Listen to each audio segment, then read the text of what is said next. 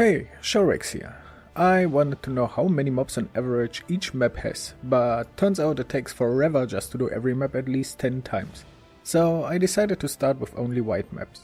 By the way, the reason why I started those statistics so late in the league is because I don't think GGG will change the mob count for the next league because they just changed it.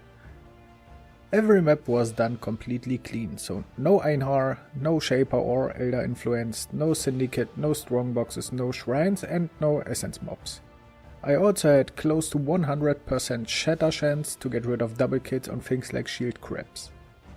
Mobs that spawned in boss rooms did only count when they would drop loot, so for example the Jungle Valley boss room spawns a few spiders before the boss spawn, and because all of them dropped loot they counted towards the statistics.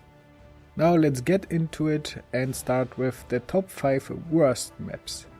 The worst map by far was Tier 4 Strand with 369 mobs on average, followed by Atoll with 391 mobs. After that is Fungal Hollow with 409, then Beach with 445 and Iceberg with 458. Those 5 maps had somewhat big gaps between them. Every map afterwards except for one in the top 5 were pretty close to each other. So now let's get into the good part with the highest mob density maps.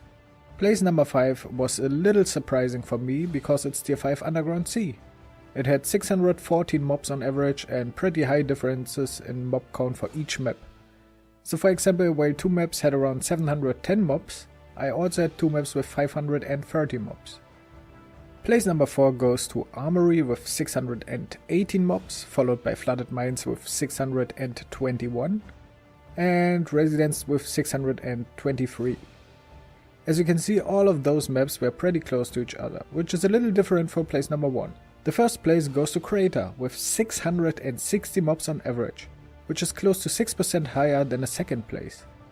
But Crater had also the biggest differences between the highest mob count with 774 and the lowest mob count with 561.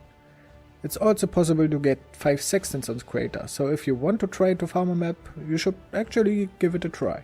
If you want the detailed stats, just go in the video descriptions. I threw everything I wrote down while doing those maps in there and just check it out. That's it for this video, see ya in the next one.